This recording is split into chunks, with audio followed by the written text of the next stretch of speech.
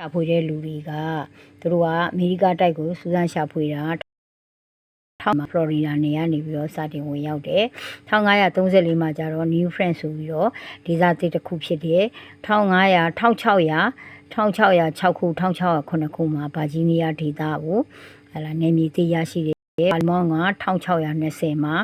ဘာလီမောက်ဒေသ1623ခုမှာ New Haven 1624ရနယ်သာလန်1624ရနယ်သာလန်1634ရမေရီလန်1636ကရိုဟိုအိုလန်1636ကကွန်နတီကတ်1636မှာပဲ New Haven နောက်တစ်ခါ